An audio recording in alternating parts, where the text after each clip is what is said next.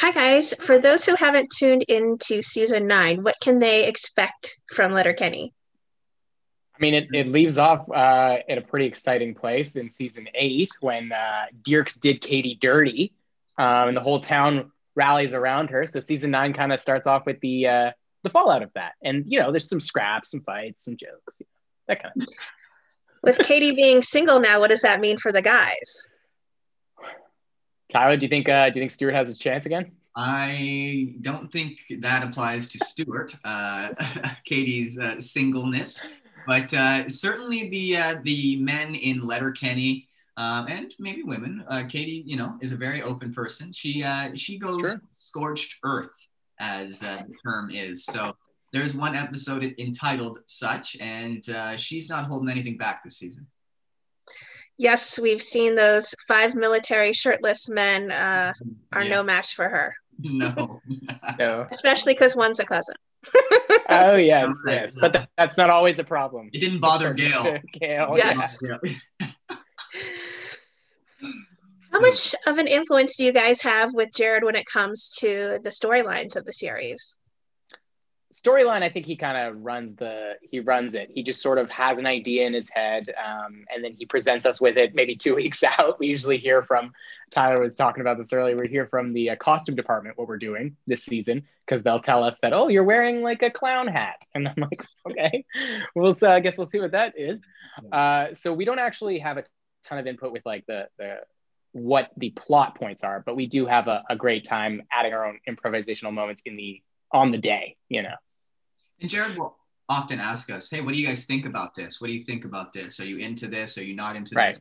So occasionally we'll say, no, if we're not feeling it, which has rarely happened. And like, for example, the weight gaining season for Stuart, he asked me if he thought I could do it, which I appreciated because it would have been a heck of a thing to just have that thrown on me. But, he'll ask. And about the DJing duo this season, he told us about it and asked if we had any input. But he asks us, but like Evan says, he's the one running the ship. He calls the shots. He calls the shots. He doesn't call How much do you guys get to improv when it comes to on the day of filming?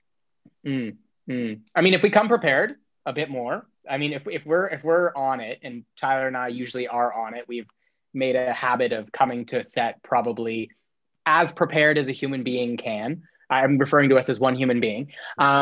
We do 400 lines, in a row, and then 400 more, as Tyler puts it.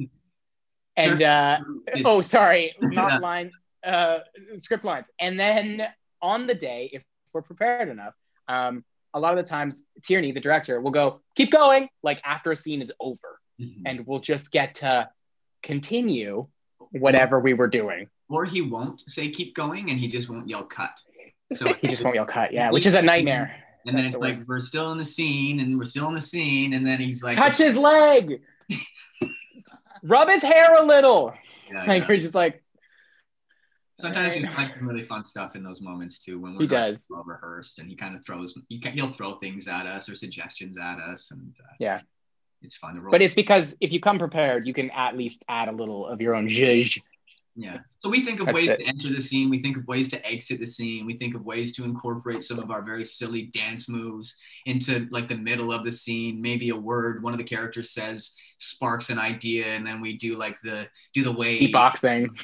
Or we pose like boy band idiots. Boy band members. Scorched Earth, as you mentioned, Tyler, was one of my favorite standout episodes of the season. For both of you, which ones were your favorites to film? Of this current season? Yes. Well, I know what Evan's going to say, so I'm going to jack it. The sleepover episode was one of our, we're one human, one of our favorite episodes. It had a lot of heart, and it had this really nice thing that our show has kind of established itself. There's a storyline that's carrying throughout the season, but there's episodes here and there that kind of just seem insular and in their own sort of world. And this sleepover episode was really sweet to see some of the characters a little bit more intimately discussing their crushes and their emotions and things. So it was nice. It was nice. Yeah. It's also nice getting back behind the ones and twos and having a DJ. A DJ. Totally. We had a lot of fun this season. Are those dance moves then that you have ones that you have personally studied or ones that you create on your own? Yeah, some we study, some we create. I want to do a quick shout out to Tyler's skiing dance move from earlier seasons where he's moving his knees from side to side and then doing like a cross thing. I had never seen that before, and I understand that he was kind of referencing the the goths under the underpass video, that legendary video, but he was doing something different. There was a uniqueness to that dance move in particular that then constantly gets called back throughout the show.